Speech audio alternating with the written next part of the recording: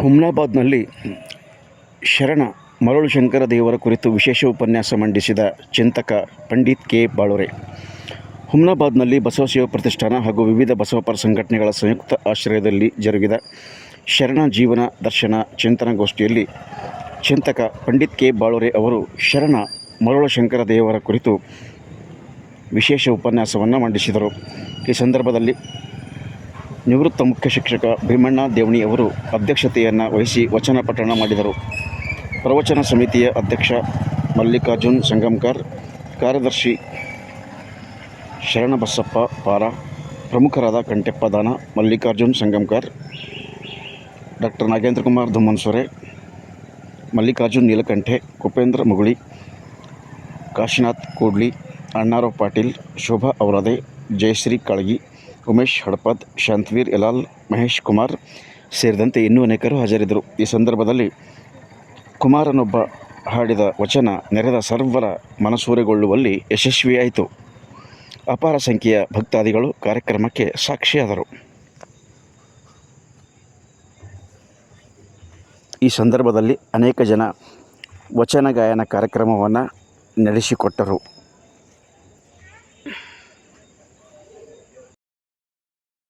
ಗಾಂಧಾರ ಪ್ರದೇಶದಲ್ಲಿನ ಅಫಘಾನಿಸ್ತಾನದ ಕಣ್ಪತ್ತೂರು ಗ್ರಾಮ. ಅವರ ಪರಂಪರೆ ಸೂಫಿ.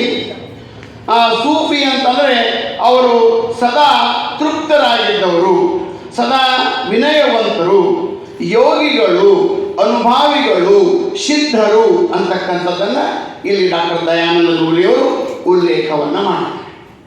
ಅವರ ಒಂದು ವಚನಾಂಕಿತ ಅಂದರೆ ಶುದ್ಧ, ಸಿದ್ಧ, ಪ್ರಸಿದ್ಧ, ಪ್ರಸನ್ನ ಶ್ರೀ ಚನ್ನಮಲ್ಲಿಕಾರ್ಜುನ ದೇವ ಅಂತಕ್ಕಂತಹ ಒಂದು ವಚನಾಂಕಿತವನ್ನು ಇಟ್ಕೊಳ್ತಾರೆ. ಅವರ ಒಂದು ಸಂಶೋಧನಾತ್ಮಕವಾಗಿ 25 ವಚನಗಳನ್ನು ಇಲ್ಲಿಯವರೆಗೆ ನಮಗೆ ಸಿಕ್ಕಿವೆ.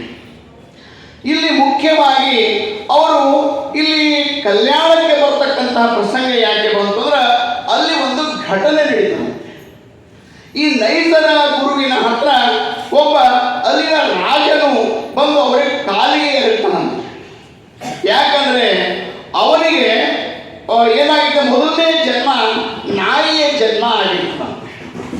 ಆ ನಾಯಿಯ ಜನ್ಮ ಇರೋದ್ರಿಂದ ಎಲ್ಲೋ ತನ್ನ ಒಂದು ಯಾವುದೋ ಮನೆಯಿಂದ ಕಳ್ಳತನ ಮಾಡಿ ರೊಟ್ಟಿ ತಂದು ಒಂದು ಸಂದರ್ಭದಲ್ಲಿ ಆ ಮನೆಯ ಮಾಲೀಕ ತುಂಬ ಹೊಡೆದು ಅವರಿಗೆ ಪೆಟ್ಟು ಮಾಡಿರ್ತಂತೆ ನಾಯಿ. ಆ ನಾಯಿ ಬಂದು ಇವರ ಆಶ್ರಮದಲ್ಲಿ ಬಂದು ನಿಲ್ತದೆ. ಇವರು ಅದಕ್ಕೆ ಆಶ್ರಯ ಮಾಡ್ತಾರೆ. ಆ ಆಶ್ರಯ ಮಾಡಿದ ನಂತರ ಅದರ ಮೈ ಮೇಲೆ ಕೈಗೆ ಒರೆಸ್ತಾರಂತೆ. ಆವಾಗ ಅದು ತನ್ನ ಒಂದು ಆಹಾರವನ್ನು ತಿಂದು ಬಹಳ ಪೆಟ್ಟಾಗಿರೋದ್ರಿಂದ ಅದು ಮರಣ ಹೊಂದುತ್ತದೆ ಅಂತ ಬರ್ತದೆ. ಮರಣ ಹೊಂದಿದ ಮೇಲೆ ಅಲ್ಲಿನ ಅರಸನ ಮಗನಾಗಿ ಹುಟ್ಟುತ್ತದೆ ಅಂತ. ಇದಕ್ಕೆ ಕಾರಣ ಏನು ಅಂತಂದರೆ, ಅವರು ನೈಸರ ಗುರುಗಳು ಕೊಟ್ಟ ಪ್ರಸಾದ ನಾಯಿಗೆ, ನಾಯಿ ರಾಜನ ಮಗನಾಗಿ ಹುಟ್ಟಿ ಮತ್ತೆ ರಾಜನಾಗಿ ಈ ಒಂದು ನೈಸರ ಗುರುವಿನ ಹತ್ರ ಬರ್ತಾನೆ. ಆವಾಗ ಮರಳು ಶಂಕರ ದೇವರಿಗೆ ನಿಜವಾದ ಹೆಸರು ಗೊತ್ತಿಲ್ಲ. ಅವರು ಇಲ್ಲಿ ಕಲ್ಯಾಣಕ್ಕೆ ಬಂದಾಗೆ ಅದನ್ನು ಶರಣ ಮುಂದೆ ಉಲ್ಲೇಖ ಮಾಡ್ತಾರೆ. ನಿಜವಾದ ಹೆಸರು ಎಲ್ಲಿಯೂ ಉಲ್ಲೇಖ ಆಗಿಲ್ಲ ಅವರ ನಿಜವಾದ ಹೆಸರು. ಆವಾಗ ಆ ಮರಳು ಶಂಕರ ದೇವರಿಗೆ ನೈಸರ ಗುರುವಿನ ಪ್ರಸಾದದ ಮಹತ್ವವನ್ನು ಗೊತ್ತಾಗ್ತದೆ. ಗುರುವಿನ ಹಸ್ತದಿಂದ ಬಂದಂತಹ ಪ್ರಸಾದ ನಾಯಿ ಜನ್ಮವನ್ನು ತೊಳೆದು ಅದು ಮನುಷ್ಯ ಜನ್ಮನಾಗಿ ಅಷ್ಟೇ ಅಲ್ಲ, ಮಹಾರಾಜನಾಗಿ ಹುಟ್ಟಿಸ್ತಕ್ಕಂಥ ಸಾಮರ್ಥ್ಯ ಇತ್ತು. ಅಂದರೆ ಈ ಮಹಾಪ್ರಸಾದದಲ್ಲಿ ಏನಿದೆ ಅಂತಕ್ಕಂಥ ಕುತೂಹಲ ಅವರಲ್ಲಿ ಕಾಡಲಿಕ್ಕೆ ಕ್ಷಾಮ. ಸದಾ ಪ್ರಸಾದ ಪ್ರಸಾದ ಅದೇ ಒಂದು ಗುಂಪಿನಲ್ಲಿ ಅವರು ಬರ್ತಾರೆ ಅಂತ ಬರ್ತದೆ. ಮುಂದೆ ನೈಸರ ಗುರುಗಳು ಕಾಲಾನುಗುಣವಾಗಿ ಅವರು ತೀರ್ಕೊಳ್ತಾರೆ, ಅವರ ಲಿಂಗೈಕ್ಯರಾಗ್ತಾರೆ. ಆವಾಗ ಅವರೆಲ್ಲ ಶಿಷ್ಯರು ಬೇರೆ ಬೇರೆ ದೇಶದ ಕಡೆ ಬರ್ತಾರೆ. ಈ ಬೇರೆ ಬೇರೆ ದೇಶದ ಕಡೆ ಬಂದಾಗ ಅದರ ವಿಶೇಷವಾಗಿ ಇವರು ನೇರವಾಗಿ ಭಾಳ ದೊಡ್ಡ ದೊಡ್ಡ ಪ್ರಾಂತದಿಂದ ಅಲ್ಲಿ ಬೇರೆ ಬೇರೆ ಪ್ರದೇಶದಿಂದ ಕಾಶ್ಮೀರಕ್ಕೆ ಬರ್ತಾರೆ. ಯಾಕಂದರೆ ಕಾಶ್ಮೀರದಲ್ಲಿ ಸಹಿತ ಈಗಿನಂತೆ ಮೊದಲು ಹಿಂದೂ ರಾಜರೇ ಆಳ್ವಿಕೆ ಮಾಡ್ತಾರೆ. ಆ್ಯಕ್ಚುಲಿ ನಮ್ಮಲ್ಲಿ ಗಜನಿ ಮಹಮ್ಮದ್ ಬರೋದಕ್ಕಿಂತ ಮೊದಲಿಗೆ ಆದಿಲ್ ಜಾಯ್ ಬರೋದಕ್ಕಿಂತ ಮುಂಚೆ ನಮ್ಮಲ್ಲೆಲ್ಲ ಹಿಂದೂ ರಾಜರೇ ಇಟ್ಟಿದ್ರು. ಕಾಶ್ಮೀರ ಪ್ರದೇಶದಲ್ಲಿ ಬಸವಣ್ಣನವರ ಏನು ಪ್ರಚಾರಕರು 1,96,000 ಜಂಗಮರು ಇರ್ತಿರಲಿಲ್ಲ.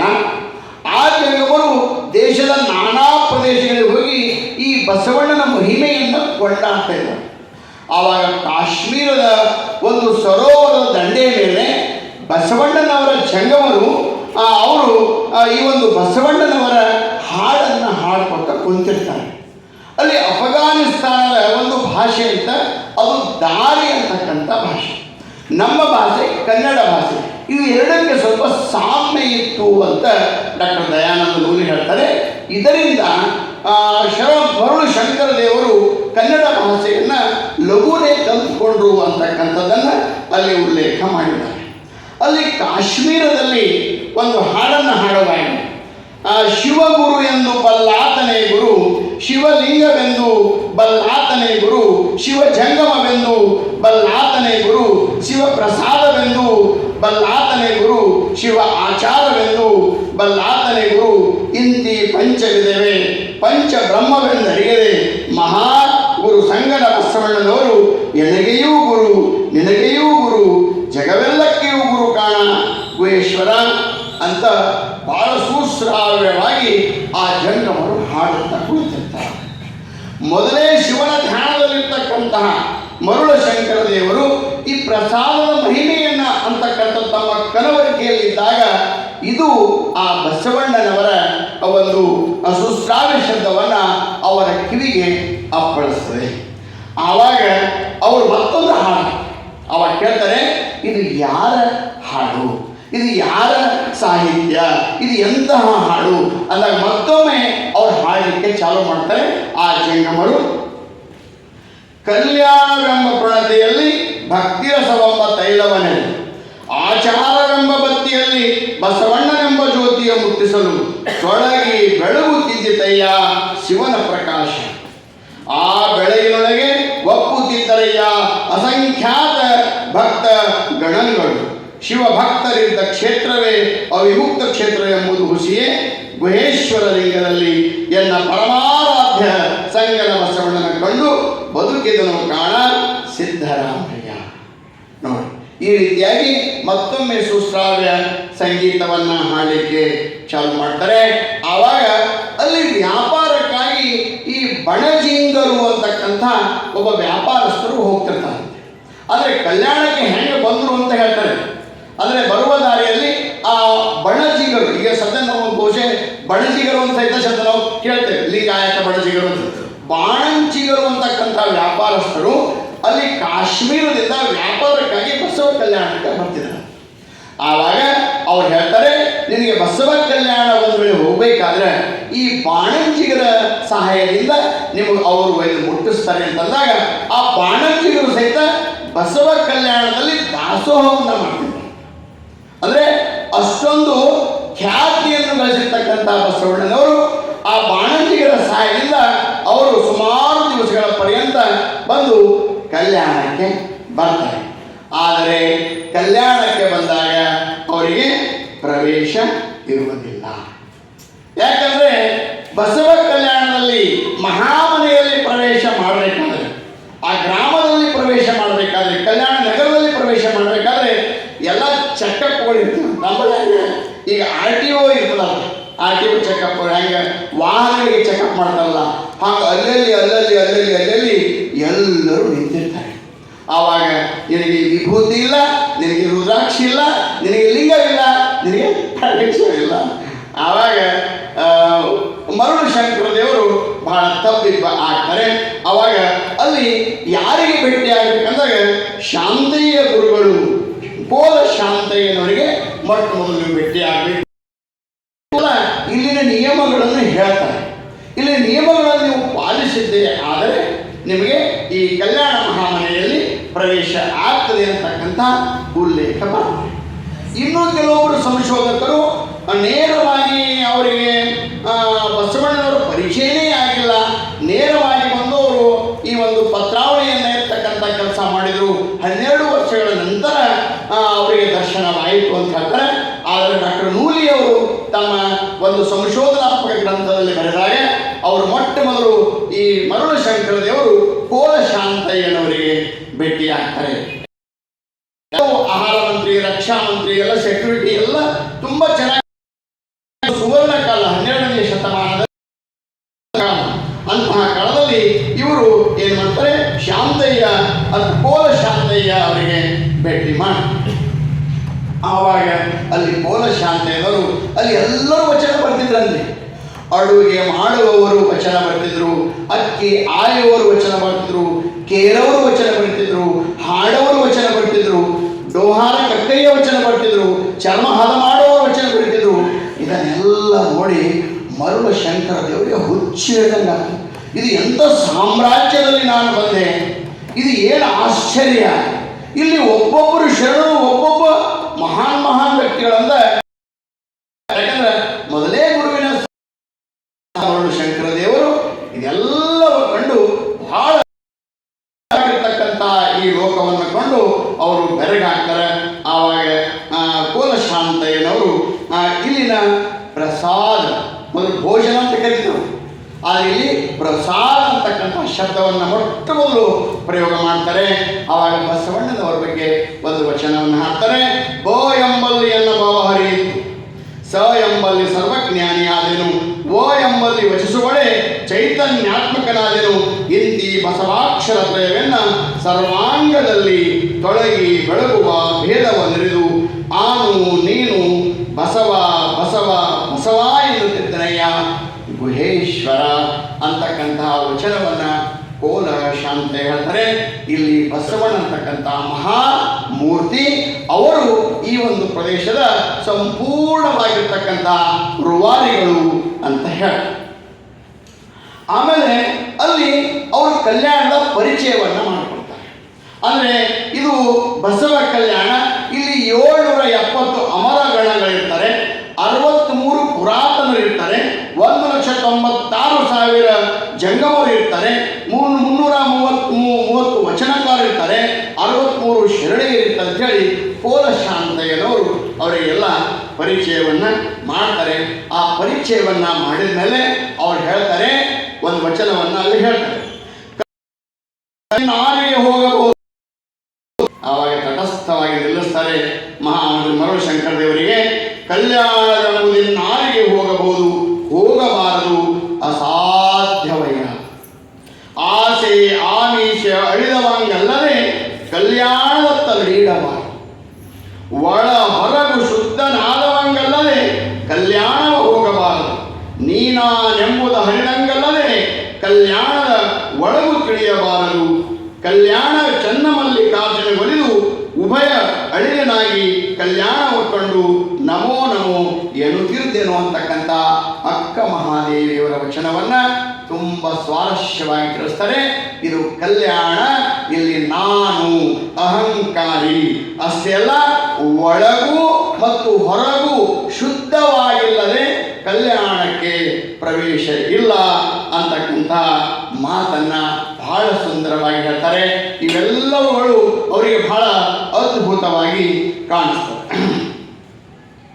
ಮುಂದೆ ಆವಾಗ ಏನಾಗ್ತಂದ್ರೆ ಅನುಭವ ಮಂಟಪದ ಭೇಟಿ ಆಗ್ತದೆ. ಅಲ್ಲಿ ಕಲ್ಯಾಣದಲ್ಲಿ ತುರುಗಾಯಿ ರಾಮಣ್ಣ ಮೊಟ್ಟ ಮೊದಲು ಅವರಿಗೆ ಬರುವಾಗ, ಕಲ್ಯಾಣ ಮಹಾಮನೆಗೆ ಕರೆದುಕೊಂಡು ಬರುವಾಗ ಅಲ್ಲಿ ತುರುಗಾಯಿ ರಾಮಣ್ಣ ಭೇಟಿಯಾಗಿ ಅವರು ಕೇಳ್ತಾರೆ. ಅಲ್ಲಿ ಉಗ್ಗಡಿಸುವ ಗಬ್ಬಿದೇವಯ್ಯ ದ್ವಾರಪಾಲಕನಾಗಿ ಬರುವಾಗಲೇ ಎಲ್ಲ ಅವರಿಗೆ ಎಷ್ಟು ಆಧ್ಯಾತ್ಮದ ಒಂದು ಎತ್ತರಕ್ಕೆ ಏರಿರ್ತಕ್ಕಂಥ ವ್ಯಕ್ತಿಗಳು ಮಾತಾಡ್ತಾರೆ ಅಂದರೆ ಮರುಳ ಶಂಕರ ದೇವರು ಬಹಳ ವಿನಮ್ರವಾಗಿ ಆರಂಭ ಮಾಡ್ತಾರೆ ಬರಲಿಕ್ಕೆ. ಆವಾಗ ದ್ವಾರಪಾಲಕ ಇರ್ತಾನೆ. ತಮಗೆಲ್ಲ ಗೊತ್ತಿಲ್ಲ, ದೊಡ್ಡ ಮಹಾರಾಜರ ಮನೆಗೆ ಹೋಗ್ಬೇಕಾದ್ರೆ ಹಾಗೆ ಸೆಕ್ಯೂರಿಟಿಗಳು ಇರ್ತವೆ, ಹಾಗೆ ಅಲ್ಲಿ ದ್ವಾರಕಲಾಗಿ ಉಗ್ಗಡಿಸುವ ಗಬ್ಬಿದೇವ ಬಹಳ ಎತ್ತರದ ವ್ಯಕ್ತಿ, ಬಹಳ ಠೀವಿ ಇರ್ತಕ್ಕಂಥವು ನಿಂತಿರ್ತಾನೆ. ಆವಾಗ ಉಗ್ಗಡಿಸುವ ಗಬ್ಬಿದೇವಯ್ಯ ಅವರು ಮುಖ್ಯವಾಗಿ ಅಲ್ಲಿ ಹೇಳ್ತಾರೆ, ನೀನು ದ್ವಾರಪಾಲಕನಾಗಿದ್ದೇನೆ, ಜ್ಞಾನವ ಮಾಯೆ ಹೋಗೆಂದು ಕಳುಹಿಸುತ್ತಿದ್ದೇನೆ. ನೋಡಿ, ಅಲ್ಲಿ ದ್ವಾರಪಾಲಕನು ಸುಮ್ಮನೆ ಮಾತಾಡೋದ ರೀ, ನಿಮಗೆ ಯಾವ ಊರು ಎಂದು ಏನೂ ಕೇಳಿಲ್ಲ. ಅವ ವಚನದ ರೂಪದಲ್ಲಿ ಹೇಳ್ತಾನೆ, ಜ್ಞಾನವ ನಾ ಯಾರಿಗೆ ಕೊಡ್ತೀನಿ, ಜ್ಞಾನವಂತರಿಗೆ ಮಾತ್ರ ಕಳುಹಿಸುತ್ತಿದ್ದೇನೆ. ನಾನು ಸುಮ್ಮನೆ ಬಂದವರಿಗೆಲ್ಲ ಬಿಡಕ್ಕಿಲ್ಲ ತಮ್ಮ, ಜ್ಞಾನವಂತರು ಬರಬೇಕು. ಮಾಯೆ ಹೋಗು, ಮಾಯೆಯನ್ನು ಕಳಿಸ್ತೀನಿ, ಅರಿವು ಬಾ. ನೋಡಿ, ದ್ವಾರಪಾಲಕ ವಚನವನ್ನು ಹೇಳ್ತಾ ಇದ್ದಾನೆ. ಅಜ್ಞಾನ ಹೋಗೆಂದು ಕಳುಹಿಸುತ್ತಿದ್ದೇನೆ. ಅರಿವು ಇದ್ದವರು ಒಳಗೆ ಬರಬೇಕು, ಅಜ್ಞಾನವನ್ನ ಹೊರಗಡೆ ಹೋಗಬೇಕು. ನಿಖಲ ಬಾ, ಸಕಲ ಹೋಗೆಂದು ಕಳುಹಿಸುತ್ತಿದ್ದೇನೆ. ನಾವು ನಿಖಲ ಅಂದರೆ ನಿಷ್ಕಲ ಅಂತ ಹೇಳ್ತೇವೆ. ಅಂದರೆ ಎಲ್ಲವನ್ನ ಸಂಪೂರ್ಣವಾಗಿ ಮಾಯೆಯಿಂದ ವಂಚಿತ ಆಗಿರ್ತಕ್ಕಂಥ ನಿರ್ಮಾಯ. ನಿಖಲ ಬಾ, ಸಕಲ ಹೋಗೆಂದು ಕಳುಹಿಸುತ್ತಿದ್ದೇನೆ. ಕೂಡಲ ಸಂಗಮ ದೇವರಲ್ಲಿ ಬಸವಣ್ಣನ ಬಲ್ಲವರೊಡನೆ ಕೂಡಿ ಅರಿಯದವರ ಹೊರಗೆ ತಡೆಯುತ್ತಿದ್ದೇನೆ. ಕೂಡಲ ಸಂಗನ ಶರಣರ ಒಂದು ವೇಳೆ ಅವರ ಅನುಪಾಲನೆ ಮಾಡದೇ ಇದ್ರೆ ನಾನು ನಿನಗೆ ಒಳಗೆ ಬಿಡಲ್ಲಪ್ಪ ತಮ್ಮ. ಅವಾಗ ಮರುಳಶಂಕರ ದೇವರಿಗೆ ನಿಜವಾಗಿಯೂ ಹಂತ ಹಂತಗಳಲ್ಲಿ ಅವರಿಗೆ ಕಲ್ಯಾಣದ ಪರಿಚಯವನ್ನು ಮಾಡಿಕೊಡ್ತಾರೆ. ಅಂದರೆ ಒಬ್ಬ ದನ ಕಾಯ್ತಕ್ಕಂಥ ರಾವಣನು ಸಹಿತ ಅವನ ಪರೀಕ್ಷೆಯನ್ನು ಮಾಡ್ತಾನೆ. ನೇರವಾಗಿ ಬಸವಣ್ಣ ಹತ್ರ ಬಿಡಂಗಿಲ್ಲ. ಇನ್ನೊಂದು ಹೇಳ್ತಾರೆ, ಉಗ್ಗಿ ಹಿಡಿಸುವ ಗಬ್ಬಿ ದೇವಯ್ಯ ಒಂದು ಬಾಗಿಲಲ್ಲಿ ಇಬ್ಬರ ತಡೆದೆ. ಇದು ಮತ್ತೆ ಬೆಳಗಿನ ಸ್ವಲ್ಪ ಇದು ಗಹನವಾಗಿರ್ತಕ್ಕಂಥ ವಿಷಯದಿಂದ ಇದರ ಸ್ವಲ್ಪ ಕಾಮಿಡಿಗಳು ಬರೋದಿಲ್ಲ. ಯಾಕಂದರೆ ನೇರವಾಗಿ ಜೀವನ ದರ್ಶನಕ್ಕೆ ನಾವು ಹೋಗಿದ್ದೇವೆ. ಆವಾಗ ಅವ್ರು ಹೇಳ್ತಾರೆ, ಬಹಳ ಬೆಳಗಿನ ವಚನವನ್ನು ಹೇಳ್ತಾರೆ.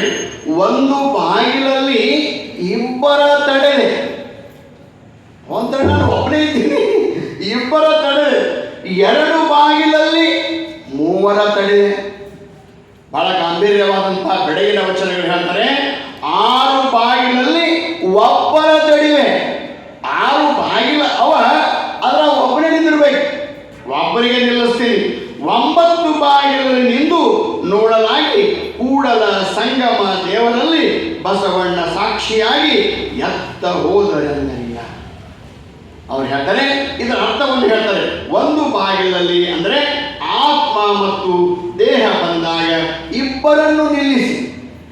ಒಬ್ಬ ಮನುಷ್ಯ ಬಂದಾಗ ಬರೇ ಒಬ್ಬ ಮಾನವ ಬರಂಗಿಲ್ಲ, ಅವನ ಆತ್ಮ ಮತ್ತು ದೇಹ ಅಂತ ಇಬ್ಬರು ಅಂತ ಹೇಳ್ತಾರೆ. ಏನ್ ಕಳಿತೀನಿ ನಾನು? ಆಣವ ಮಲ, ಮಾಯಾಮಲ, ಕಾರ್ಮಿಕ ಮಲ ತಡೆದು. 3 ಹೇಳಲ್ಲ. ಅವ ಪರಿಶುದ್ಧವಾಗಿ ಒಳಗೆ ಬರಬೇಕು.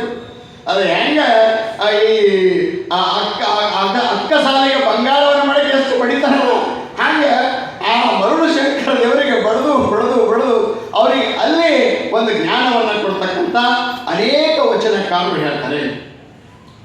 ಮತ್ತೆ ಹೇಳ್ತಾರೆ, ಕಾಮ, ಕ್ರೋಧ, ಮೋಹ, ಲೋಭ, ಮತ್ಸರವೆಂಬ 6 ಬಾಗಿಲಲ್ಲಿ. ನೀ ಎಲ್ಲ ತಗೊಂಡು ಬರಬೇಡ.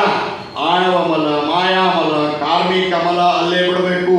ಕಾಮ, ಕ್ರೋಧ, ಮದ, ಮತ್ಸರಗಳು ಅಲ್ಲೇ ನಿಲ್ಲಿಸ್ತೀನಿ, ನಾ ಬಿಡಂಗಿಲ್ಲ. ನೋಡ್ರಿ, ಒಬ್ಬ ದ್ವಾರಪಾಲಕ ಅಂತ ಮಾತನ್ನು ಹೇಳ್ತಾರೆ. ಅವರನ್ನು ಪರೀಕ್ಷಿಸಿ ಒಬ್ಬನನ್ನು ಇನ್ನೊಮ್ಮೆ ದೇಹದ ನವದ್ವಾರಗಳಾದ 2 ಕಣ್ಣು, 2 ಕಿವಿ, 2 ಮೂಗು,